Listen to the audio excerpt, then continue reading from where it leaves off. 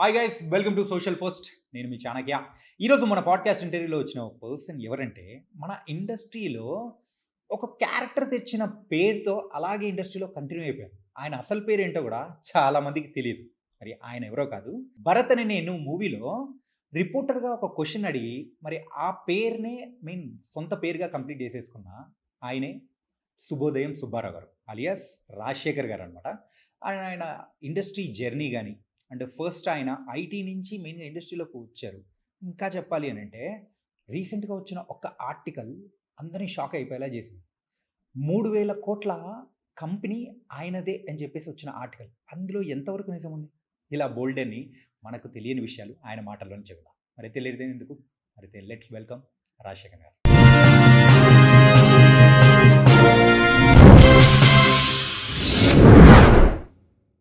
Euphoria మరి Gunasekhar sir లాంటి person చెయ్యడం అనేది, సో ఇట్స్ ఏ గుడ్, అంటే సక్సెస్ అనేది అంతగా రాలేదు. It's okay or not okay అని అనుకుంటే ఏమనుకోవచ్చు సార్? అగైన్ అండి డిపెండ్స్. ఫర్ ఎగ్జాంపుల్ మీకు చెప్పాను కదా, ఇట్స్ క్వైట్ లాంగ్ టైం నుంచి అవుతుంది షూట్ అది అండ్ ఓన్ ప్రొడక్షన్. అంటే కొన్ని ఎలా ఉంటాయి ఏంటండి, some projects will touch our hearts and really message oriented. ఇప్పుడు అదే చెప్తాను కదా, పేరెంట్స్ ఎలా ఉండాలి, పిల్లల్ని ఎలా పెంచాలి అనే కాన్సెప్ట్ మీద తీసినారు. అండ్ కొన్ని చాలా బోల్డ్గా కూడా చూపెట్టారు. అండ్ అక్కడ కొద్దిగా హానెస్ట్లీ అనిపించింది. అంటే ఇప్పుడు మనం అలాంటి ప్రాజెక్ట్స్ పిల్లలతో వెళ్ళి చూడండి అని చెప్తాం. బట్ అంత బోల్డ్ అన్నది ఇదంటే ప్రెసెంట్ మనం అనుకుంటే ఇప్పుడున్న జెన్జీ ఈ జనరేషన్లో nothing is bold for them. Okay, అంటే ఇప్పుడున్న ఎక్స్పోజర్, సోషల్ మీడియా ఎక్స్పోజర్కి. సో ఆయన తీయచ్చలేదు అన్నది ప్రతి డైరెక్టర్కి ఒక్కొక్క కైండ్ ఆఫ్ లైక్ విజువలైజేషన్ ఉంటుంది కదా వాళ్ళు చేసే ప్రాజెక్ట్. ఆయన మనకి గుణశేఖర్ గారు అంటే ఏంటండి బాబు, కమర్షియల్ డైరెక్టరు. లైక్ అంటే ఎలాంటి సినిమాలు తీశారు. ఒకప్పుడు పెద్ద సెట్ అంటే గుణశేఖర్ గారు సెట్ చేయడం అనేది ఇమాజిన్ అండి. ఇప్పుడు మనకి ఏంటిది చార్మినార్ సెట్, మధుర మీనాక్షి టెంపుల్ సెట్, ఇవన్నీ ఎన్ని ఇలాంటి సినిమాలు చేశారు ఆయన. అలాంటి కమర్షియల్ డైరెక్టర్ ఇలాంటి మెసేజ్ ఓరియంటెడ్ అనేది డెఫినెట్లీ ప్రతి ఒక్కరు అలా అనుకుంటారు. బట్ ప్రతి డైరెక్టర్కి ఒక కైండ్ ఆఫ్ ఉంటుంది కదా, ఒక నేను ఇలాంటి సినిమా కూడా చెయ్యాలి అని చేంజ్ ఓవర్ అవ్వచ్చు. ఇప్పుడు సపోజ్ నెక్స్ట్ సినిమా ఇమీడియట్గా మళ్ళీ బ్లాస్ట్ ఉంది, కమర్షియల్ ప్రాజెక్ట్ ఉంటుంది. బట్ అంటే ఈ గ్యాప్లో ఆన్ అండ్ ఆఫ్లో మనకి ఏమవుతుందంటే కైండ్ ఆఫ్ ఆయనకు సాటిస్ఫాక్షన్ ఉంటుంది కదా, ఇన్ని సినిమాలు నేను చేశాను, ఇన్ని బ్లాక్ బస్టర్స్ అయినాయి, ఇండస్ట్రీ హిట్స్ అయినాయి, వీటిలో అట్లీస్ట్ నాకేంటంటే ఆ సాటిస్ఫాక్షన్ కన్నా కీపింగ్ ఏ సైడ్ కలెక్షన్స్ కానీ ఇవన్నీ పక్కన ఆడిందా లేదని పక్కన పెడితే ఆ కైండ్ ఆఫ్ సాటిస్ఫాక్షన్ ఉంటుంది. నేను ఒక మంచి ప్రాజెక్ట్ ఇచ్చాను. మనకి థియేటర్స్ పరంగా కానీ లేకపోతే కలెక్షన్స్ డెఫినెట్లీ యాజ్ ఎక్స్పెక్టెడ్ రాకపోయినా డిజిటల్ విపరీతంగా కనెక్ట్ అయ్యారు కదా. సార్ ఒక సీన్ అయితే చూసి లిటరలీ ఆ క్లైమాక్స్ సీన్ నార్మల్గా మనం చూస్తుంటాం కదా సార్, గూస్ బంప్స్ అని అసలు ఎవరు తర్వాత నేను సినిమా చూశాను. ఓకే, సీన్ తర్వాత సినిమా చూస్తే లిటరలీ అంటే అంత హెవీగా అది చేసింది గుణశేఖర్ సారేనా అని ఒకసారి అనిపించింది. అదే ఆయన రెగ్యులర్ గా చేసే ఫార్మాట్ కన్నా కంప్లీట్ కాంట్రాస్టింగ్ కదా అది. సో దాని మీద అందరూ అలాగే అనుకుంటారు. అండ్ మీకు కంప్లీట్ డిజిటల్లోకి వెళ్ళిన తర్వాత సార్ స్టోరీస్ పెడుతుంటారు చూస్తున్నారు, విపరీత ఎంతమంది దాని గురించి కాంప్లిమెంట్స్ చేస్తున్నారు, ఇలాంటి ప్రాజెక్ట్ కావాలి. సో థియేటర్లో మేడ్ బి అంత వర్కౌట్ అయిపోయినా digital it's a huge block buster. Digital అది అండ్ రీచ్ కూడా అలాగే. ఒక తెలుగు ప్రాజెక్టు మనకి బాగా మనం చెప్పుకుంటే పాన్ ఇండియాలో బాగా రీచ్ అయిన ప్రాజెక్ట్స్ అంటే మనం బాహుబలి అనుకుంటాం, లేదా పుష్ప అనుకుంటాం, అలా కొన్ని ఉంటాయి. RRR అనుకుంటాం international. But with touches the heart. ఈ అక్రాస్ ఇండియా అనేది బాగా రీచ్ అయ్యేది ప్రాజెక్ట్. సో ఆయనకి అది చాలా సార్ ఇంకేముందండి. ఇప్పుడు కొన్ని ఉంటాయి సినిమాలు ఏంటంటే అది కమర్షియల్ హిట్ అవ్వకపోవచ్చు, but end of the day it reach so many people. And at least కొద్దిగానే మారితే ఆ పర్పస్ సాల్వ్ అయినట్టు, తీసిన పర్పస్. ఇప్పుడు ఇలా చేయకూడదు అని కొంతమంది స్టూడెంట్స్ మారినా చాలు కదా సార్, ఇంకా అంతకన్నా కావాల్సిందే. సో ఆ సాటిస్ఫాక్షన్ ఉంటుంది. సిమిలర్లీ కోర్టు కూడా కమర్షియల్ అయింది, రీచ్ కూడా అయింది. సో మెనీ పీపుల్ నాకు సోషల్ మీడియాలో సార్ మా నాన్ననే చూసామండి ఇదని చెప్పి ఎంతమంది దేవర్ షేరింగ్ దర్ ఎక్స్పీరియన్సెస్. పాక్సో వల్ల అంటే వాళ్ళ ఎక్స్పీరియన్స్ నాకు తెలియదు హానెస్ట్లీ. వాళ్ళు చెప్పడం ఏంటంటే మనం ఏదైతే క్యారెక్టర్ చూసామో చాలా మంది అలాగా మిస్యూజ్ ఆఫ్ పాక్సోకి గురయ్యారు. చిన్న నాటికి ఏంటంటే పాక్సో చేశాను. సో వాళ్ళ పెయిన్స్ చెప్పడం వాళ్ళు. అండ్ కొంతమంది అయితే లిటరలీ కొంతమంది నిజంగా అలా రిపీటెడ్గా అడిగితే ఒకరిద్దరు నేను నెంబర్ కూడా షేర్ చేశాను. They wanted to talk with me. నాతో మాట్లాడితే దే ఫీల్ దట్ వాళ్ళ పేరెంట్స్తో వాళ్ళ ఫాదర్తో మాట్లాడిందంటే సాటిస్ఫైడ్, నేను ఇచ్చి మాట్లాడా, ఐ కన్సోల్ దెమ్. ఓకే. వాళ్ళకి ఒక రిలీఫ్ వచ్చింది మేము మాట్లాడిన తర్వాత, ఎందుకంటే దే లాస్ దర్ పేరెంట్స్ ఈ ఇన్సిడెంట్స్ వల్ల. ఓకే. సో వాళ్ళకి ఎంత పెయిన్ ఉంటుంది. అలాంటి సినిమా అంటే ఐ మీన్ అంత హర్ట్స్ని టచ్ చేస్తాం మన సినిమా మీడియా అనేది. It can go to any extent, ఒక లైఫ్ని మార్చేస్తుంది. ఎందుకంటే కోర్టు మూవీ పీపుల్ అందరినీ కూడా ఎడ్యుకేట్ చేసింది. ట్రూ. అంటే అదే ఇప్పుడు అంటారు కదా, ఒక చట్టం చదువుతో పాటు చట్టం కూడా నేర్పాలి ఇప్పుడు ప్రెసెంట్ జనరేషన్కి. ఎందుకంటే దే డోంట్ నో ఇప్పుడు ఇంత ఇంపాక్ట్ ఉంటుంది అంటే ఎవరు ఇచ్చేస్తారు. ఒక చట్టమే ఉంది ఇలాంటప్పుడు మనం ఎవరు జాగ్రత్తగా వాళ్ళు ఉంటారు కదా.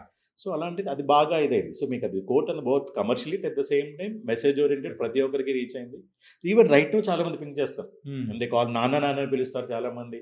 ఇంకా వాళ్ళ పిల్లలు మనకు మనిపోయిందే ఉంది. సరే నాకు సో మా ఇద్దరు పిల్లలు కాకుండా ఇంతమంది పిల్లలు అయ్యారు బాబు కోర్టు మూవీ వల్ల నాకు అని బాగా కనెక్ట్ అయ్యారు క్యారెక్టర్కి. ఎందుకంటే రెగ్యులర్గా ఉండే ఒక ఫాదర్ ఇంట్లో అంటే రెస్పాన్సిబుల్ ఫాదర్, మనం హార్ష్గా ఉన్న పిల్లలతో సాధారణంగా చాలా ఫ్యామిలీస్లో మనం ఏం చూసేది ఏంటంటే మదర్ ప్యాంపర్ చేస్తుంటారు, ఫాదరు కొంచెం భయభక్తులతో. అంటే మనం ఏంటంటే ఇద్దరు ప్యాంపర్ చేశారనుకోండి వేరే అదర్ డైరెక్షన్లో వెళ్తారని దీని మీద కొద్దిగా స్టర్న్గా ఉంటారు. ఇక్కడ కూడా క్యారెక్టరేషన్ అంతే, ఒక వాచ్మెన్ లేదంటే ఒక తాపి మేస్త్రి కైండ్ ఆఫ్ క్యారెక్టర్. రోజు ఉదయం బయటకు వెళ్తాడు, మధ్యాహ్నం భోజనంకి వస్తాడు, మళ్ళీ సాయంత్రం వెళ్ళిపోతాడు. ఆ షెడ్లోనే లైఫ్ అంతా వాళ్ళకి అదే.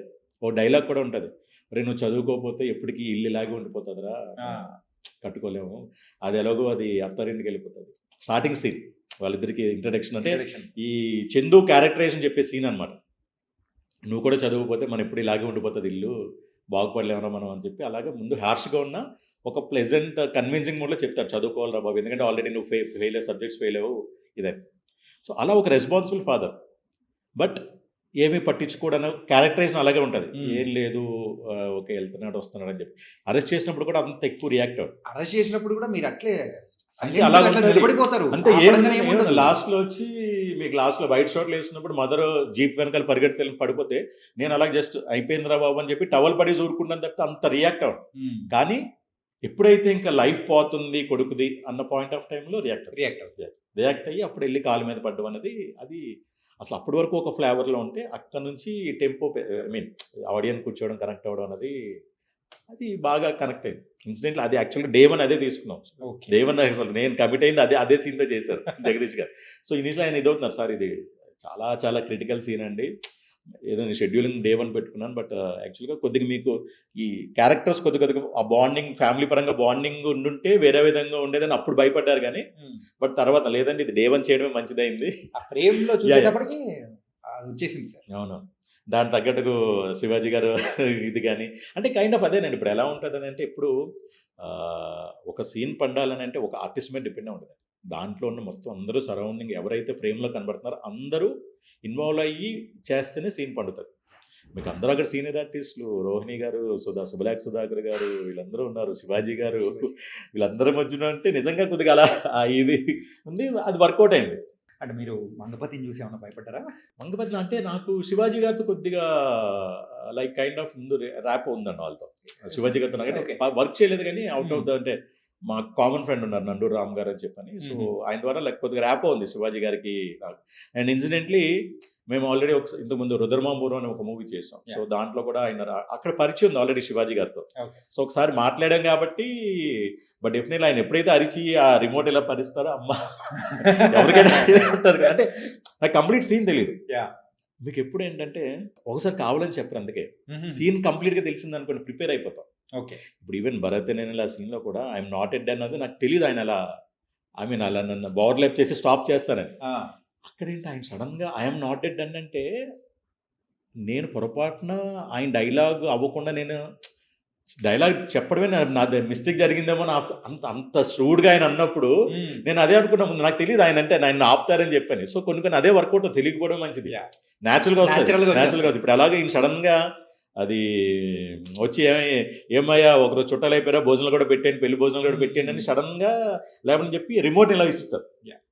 దానికి ఆటోమేటిక్గా మనకి ఏమవుతుందంటే అది తెలుస్తుంది అనుకోండి ప్రిపేర్ అయిపోతాం. ఆర్గానిక్గా రాదు రియాక్షన్. కొన్ని తెలియకపోవడమే బెటర్ అంటారు, ఆర్గానిక్గా వస్తుంది, మరి వేరే న్యాచురల్గా ఉంటుంది రియాక్షన్ అంటారు. ఆయన వైపు చూసేలా చేసేసి సార్ అది అసలు ఆరు మీకు అదేంటది అసలు మీకు అన్నీ అంటే శివాజీ గారు ఆయన షోల్డర్స్ మీద తీసుకెళ్లారు. ఎవ్రీథింగ్ రైట్ ఫ్రమ్ డైరెక్టర్ గారు మేకింగ్ కానీ మీకు మొత్తం ఉన్న ప్రతి క్యారెక్టరు అంటే మీకు సాధారణంగా పోస్టర్ మీద ఒక 8 క్యారెక్టర్స్ ఐ మీన్ ఈ ఫ్యామిలీ 2 ఫ్యామిలీస్ 2 పిల్లలు ఎక్కువ చూపెట్టారు కానీ బట్ ఒక్క సింగిల్ సీన్ ఉన్న ఆర్టిస్ట్ కూడా బాగా పెర్ఫామ్ చేశారు. చేయించుకున్నారు డైరెక్టర్ గారు. So though is a debut director అలా చేయించుకున్నారు ఆయన. ఇప్పుడు చాలా తేడా ఉంటుంది కదా. ఇప్పుడు మనం మన కైండ్ ఆఫ్ మన వర్షన్ ఒకలా ఉంటుంది. లేదు కానీ నాకు ఎక్స్ప్లెయిన్ ఫర్ ఎగ్జాంపుల్ ఈ నాగరాజు ఏదైతే ఫాదర్ క్యారెక్టర్ ఉందో కైండ్ ఆఫ్ డైరెక్టర్ గా చెప్పి వాళ్ళ ఫాదర్ రిఫరెన్స్ తీసుకుని అలా రాశారు. అంటే ఆ కైండ్ ఆఫ్ లో. సో లేదు రాజశేఖర్ గారు ఇలాగే ఉండండి అంటే మీకు చాలా సెటిల్డ్ గా అసలు రియాక్షన్ ఉండదు. ఒక నార్మల్ గా న్యూట్రల్ గా ఉంటారు అంతే పర్సన్. ఎక్కువ కొద్దిగా ఏమన్నా వద్దు రాజశేఖర్ గారు మన క్యారెక్టర్ అది లేదు మనం ఇంతే ఇలాగే ఉండాలని చెప్పి అలా చేయించుకున్నారు.